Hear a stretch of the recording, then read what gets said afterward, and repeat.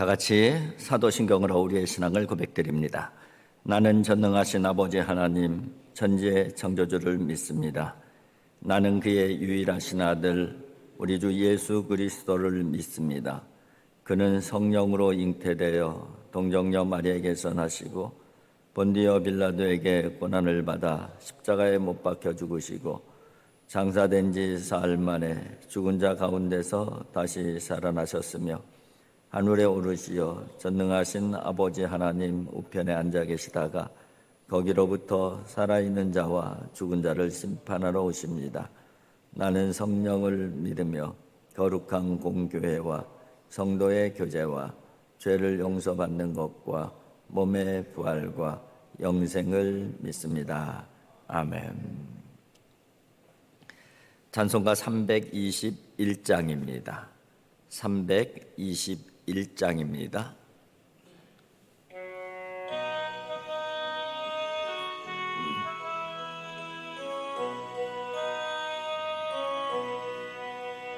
날 대속하신 예수께 내 생명 모두 드리니 늘 진실하게 하소서. 내 구주 예수여 나 구주 위에 살리라. 내 기쁨 한량 없으리. 내 갈 길 인도하소서.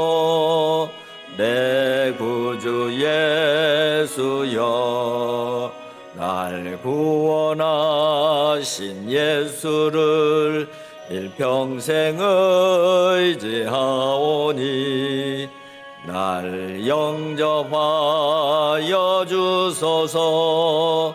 내 구주 예수여 나 구주 위에 살리라. 내 기쁨 한량 없으리. 내 갈 길 인도하소서. 내 구주 예수여 주 십자가에 달리사 날 자유하게 했으니 내 몸과 마음을 주 위해 다 쓰게 하소서. 나 구주 위에 살리라. 내 기쁨 한량 없으리. 내 갈 길 인도하소서. 내 구주 예수여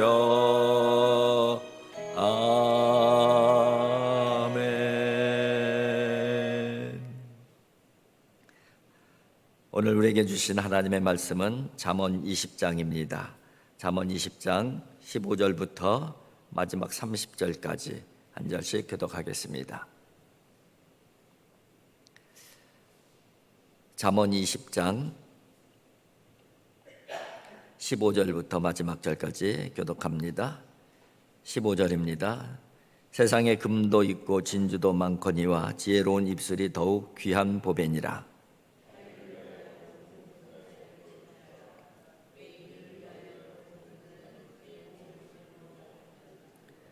속이고 취한 음식물은 사람에게 맛이 좋은 듯하나 후에는 그의 입에 모래가 가득하게 되니라.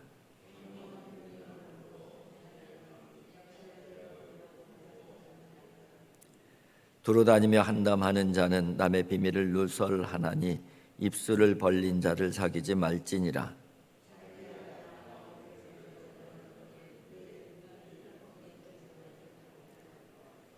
처음에 속히 잡은 산업은 마침내 복이 되지 아니하느니라.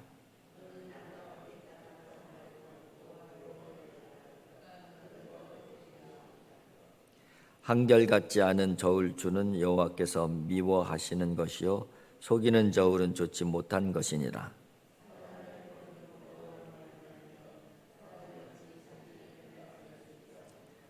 함부로 이 물건은 거룩하다 하여 서원하고 그 후에 살피면 그것이 그 사람에게 덫이 되느니라.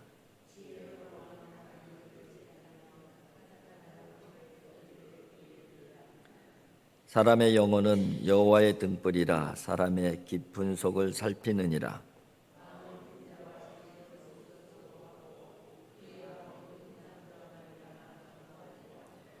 젊은 자의 영화는 그의 힘이요 늙은 자의 아름다움은 백발이니라. 상하게 때리는 것이 악을 없이 하나니 매는 사람 속에 깊이 들어가느니라. 아멘. 솔로몬이 노년에는 그렇게 지혜롭지 못하게 살았습니다. 하나님의 성전을 짓고 또 자기의 왕궁을 화려하게 짓느라고 세금을 많이 걷어들이게 되었고 또 백성들을 공사 현장에 착출해서 이 작은 임금으로 강제 노동을 많이 시켜서 백성들이 많이 노역에 시달리는 그런 상황이 되었습니다. 그래서 솔로몬 노년기에는 백성들의 그 불만이 이만저만이 아니었던 것이죠. 아니나 다를까 솔로몬이 이제 사후에 그의 아들 르호보암이 왕위에 오르게 되는데 그 조세 부담 또 부역에 반발한 10개 지파가 이제 반발을 하기 시작하게 되는 것이죠. 그래서 여로보암을 주축으로 해서 이 반란을 일으키는 그런 상황까지 발생하게 되는 것이죠. 이로 인해서 이스라엘은 남왕국과 북왕국이 갈라지게 되는 것이잖아요. 근데 이 반란을 일으킨 여로보암은 솔로몬 때는 사실은 굉장히 신임받던 유능한 공사 감독관이었습니다. 그런데 아이야라고 하는 선지자가 네가 10지파의 그 이 왕이 될 것이라는 예언이 있었고 그것 때문에 이 그 솔로몬에게 미움을 받아 갖고선 애굽으로 피신을 했고 이제 도망가 있었던 상태에서 솔로몬이 죽은 다음에 다시 돌아와서 이제 10지파를 등에 업고 이 왕 르호보암 앞에 서게 되는 것이죠. 그런데 이제 처음에 그 르호보암 왕 앞에 딱 서서 르호보암을 이렇게 요구를 하는 거예요. 백성들의 세금을 좀 탕감해주고 이 노역들을 좀 가볍게 해주시면은 충성을 다하겠다 이렇게 요청을 합니다. 백성들의 그 요구로 이제 르호보암 왕은 그러면 3일 후에 답을 주겠다 이렇게 하고 이제 그 신하들의 이제 그 이야기를 들어보는 것이죠.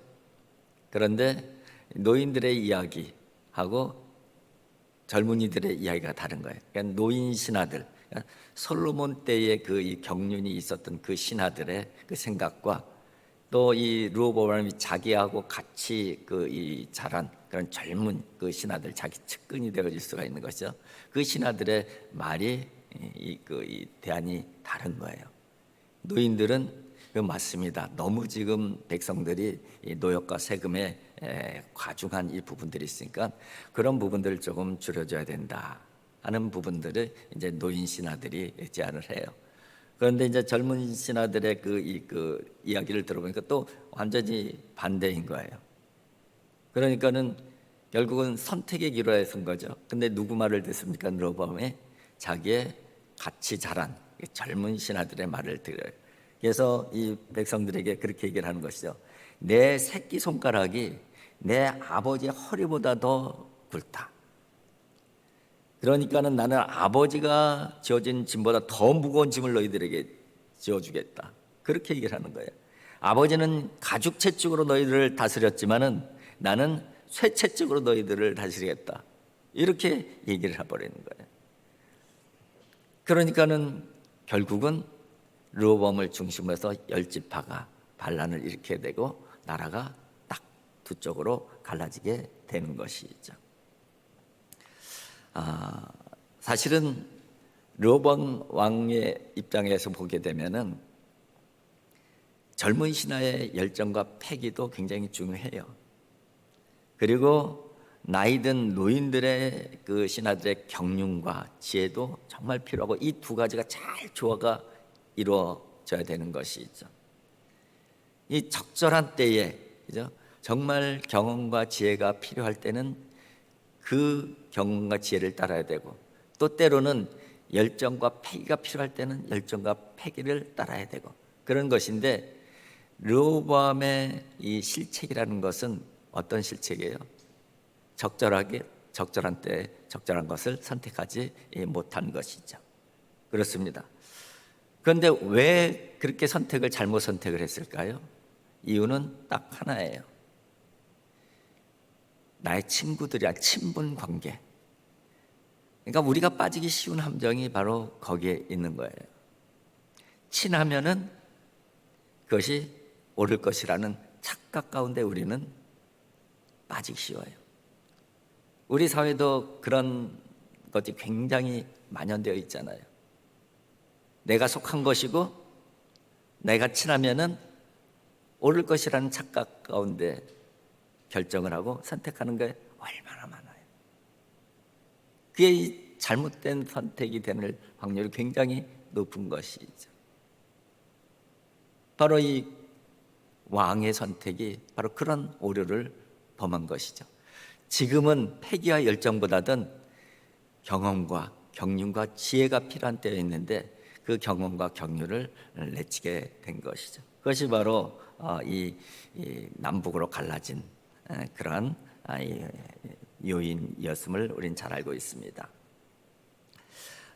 이렇게 장황하게 말씀을 드린 이유는 오늘 본문 말씀, 특별히 29절에 대한 말씀을 설명드리기 위해서인데요.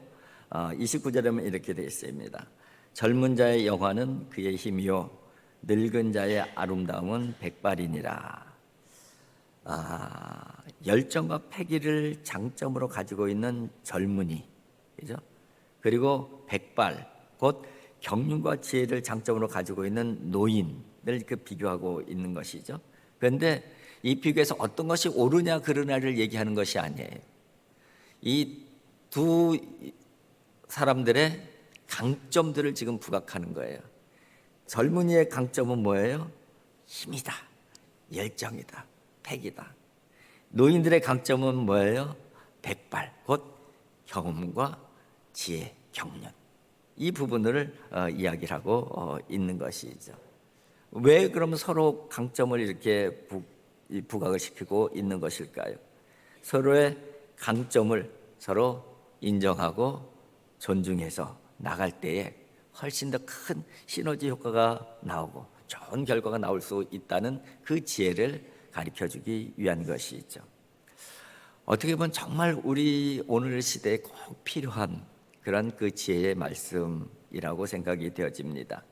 이 한국보건사회연구소에서 사회통합 실태에 대한 연구 보고서가 나왔는데요. 한국 사회의 사회통합 수준에 대한 그 평가를 하고 있어요. 그러니까 사회 갈등에 대한 부분에 그 설문조사를 했는데요. 굉장히 심각한 그 결과가 나왔더라고요. 10명 중에서 8명이 사회 갈등이 심하다고 답변을 했어요.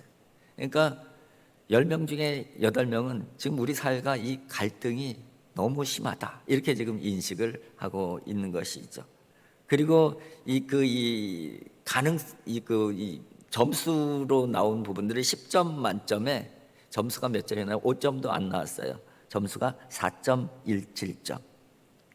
그러니까 아주 이 사회 통합에는 우리 지금 사회가 굉장히 심각한 수준에 있다는 것을 보여주는 그런 설문이라고 할 수가 있습니다. 그래서 어떤 갈등들이 이렇게 심한가 그 내용들도 쭉 순서별로 했는데 50% 이상이 갈등이 심하다 나온 것이 장장 한 7, 8개가 되는데 이런 부분에 대해서는 50% 이상이 지금 갈등이 심하다 이렇게 답변했는데 가장 심한 갈등은 이념 갈등. 이념 갈등은 완전히 쭉 가져 있다는 것이죠. 그리고 정규직과 비정규직의 갈등. 그다음에 경영자와 노동자의 갈등. 이런 것들은 80% 이상이 갈등이 심하다 이렇게 답변을 했습니다. 또 가난한 사람과 부유한 사람의 갈등, 지역 간의 갈등 이런 부분들은 60% 70%의 그 사람들이 갈등이 심하다 이렇게 얘기를 했고요. 그 다음에 고령자와 젊은 세대의 세대 갈등 이것도 50%가 넘어요. 그리고 여성과 남성의 갈등, 이것도 50%가 넘고. 그러니까 이런 요소들이 갈등이 막 만연되어 있다는 것이죠. 지금 우리들도 다 그렇게 생각을 하고 있다는 거예요. 이런 갈등의 요소를 해결할 수 있는 방법이 뭐가 있을까요? 해결할 수 있는 방법은 사실은 서로의 강점을 먼저 인정하는 그런 사회 구조가 돼야 되는 것이죠. 서로의 강점을 이해하려고 하는 마음이 없잖아요.